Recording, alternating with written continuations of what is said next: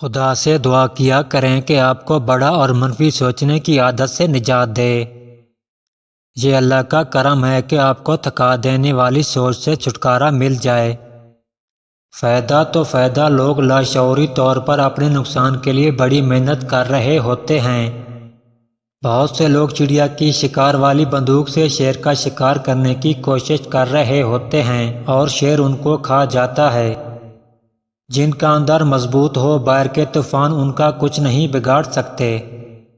انسان کو اپنے اصل چہرے کی شناخت کے لیے بھی ایک لمبا سفر درکار ہوتا ہے۔ اللہ کریم کا بڑا کرم یہ ہے کہ آپ کا باطن سب پر اشکار نہیں، ورنہ آپ شرم سے ہی نفسیاتی مریض بن جائیں۔ کبھی کبھار اپنی ذات کے لیے بھی مفتی بن جائیں، بہت سے مفتیوں کے فتویٰ سے بچ جائیں گے۔ مجلس میں اچھا بننے والا اور تنہائی میں برا سوچنے والا منافق ہے۔ شوق کے راستے میں رات اور دن گزرنے کا احساس ختم ہو جاتا ہے۔ شوق وقت کی قید سے آزاد کرنے والی بہت بڑی طاقت ہے۔ آپ کمانے کی بجائے اگر جیب سے لگانے لگ گئے ہیں تو یہ شوق کا راستہ ہے۔ اس راستے میں تقسیم کرنے والا سرفراز ہوتا ہے اور جمع کرنے والا محروم۔ جو آپ کے آنسوؤں کی قدر نہیں جانتا، اس کے لیے رونا چھوڑ دیں۔ سخاوت اس یقین کا نام ہے کہ جس نے مجھے نوازا ہے، اگر میں اس کی نوازشات کو تقسیم بھی کر دوں تو وہ مجھے دوبارہ نواز دے گا۔ توانائی چھیننے والا ایک کام کر رہا ہوتا ہے اور توانائی دینے والا بھی ایک کام کر رہا ہوتا ہے۔ کبھی کبھی یہ سننے کی کوشش کریں کہ آپ اپنے آپ سے کیا باتیں کرتے رہتے ہیں۔ ان باتوں کا معیار ہی آپ کی اصل شخصیت کا عکاس ہے۔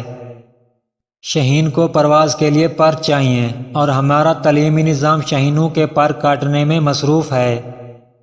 جو وقت گزر گیا ہے اس کو یاد کر کے کچھ اصول بنا لیں۔ جو وقت باقی رہ گیا ہے وہ بہتر ہو جائے گا۔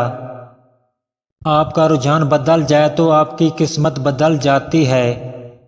بزرگ رجحان اور سوچ بدلنے کے ماہر ہوتے ہیں اور یہی تبدیلی نصیب پر گہرے نقوش چھوڑ جاتی ہے، اور ہم کہنے پر مجبور ہو جاتے ہیں کہ نگاہ مرد مومن سے بدل جاتی ہیں تقدیریں۔ کبھی سوچیں چلے کہاں سے تھے اور پہنچ کہاں گئے، پھر شکر ادا کریں۔ چھوٹے چھوٹے اغراض و مقاصد سے نکلنے والا ہی کسی بڑے مقصد سے آشنا ہوتا ہے۔ اس درخت کو کبھی مت کاٹیں جس سے لوگ چھاؤں لے رہے ہوں۔ لالچی انسان دھوکہ جلدی کھاتا ہے۔ اگر آپ کو ٹیم بنانی آتی ہے تو آپ ایک فرد ہو کر بھی ادارے کے برابر کام کر سکتے ہیں۔ اچھی شہرت بہت بڑی طاقت رکھتی ہے۔ مہربانی فرما کر کثرت گناہ اور حسرت گناہ دونوں ترک کر دیں۔ اس انسان کی عزت ضرور کریں جو آپ کے ساتھ بغیر کسی لالچ کے نیکی کر رہا ہو۔ گری ہوئی بے ترتیب اینٹوں کے انبار کو ایک عظیم اور خوشنما عمارت میں تبدیل کیا جا سکتا ہے۔ اسی طرح گری پڑی اور بے ترتیب سوچوں کو ترتیب دے کر زندگی کی عمارت کو بھی شاندار بنایا جا سکتا ہے۔ جس کی اپنی خودی بیدار نہیں وہ خودی کا درس کیا دے گا۔ آپ کی زندگی میں ایک ایسی محبت ہو جس کی وجہ سے سب محبتیں قربان کرنا آسان ہو جائیں۔ غربت ختم ہو جائے مگر احساس غربت ختم نہ ہو تو یہ علامت ہے کہ آپ ڈیولپ نہیں ہوئے۔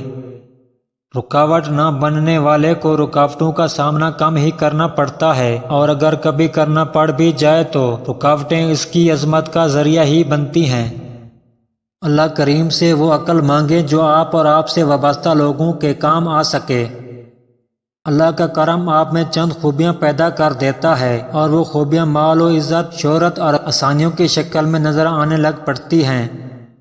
انسان اپنے اندر کی جنگ لڑے تو باہر کی جنگوں کا سامنا کم ہی کرنا پڑتا ہے۔ عظمت کا سفر خود شناسی سے شروع ہوتا ہے اور اکثر خود شناسی تکلیف اور دکھ کے ایام میں ہوتی ہے۔ دوست کی قدر کرو، اس سے تمہاری قدر و منزلت بڑھ جائے گی۔ اللہ کا کرم یہ بھی ہوتا ہے کہ آپ کی زندگی میں اچھے بندے شامل ہو جائیں۔ دعا کریں کہ آپ سے کبھی ایسی غلطی سرزد نہ ہو جس کی وجہ سے آپ کی مت ماری جائے۔ ایک اعلیٰ مقصد کی تلاش شروع کریں، ایسا مقصد جو آپ کی شناخت بن جائے، آپ کو زندہ رکھے، مرنے کے بعد بھی لوگوں کے دلوں میں۔ کردار سے کردار جنم لیتا ہے، اور کردار تبلیغ سے زیادہ طاقتور شے ہے۔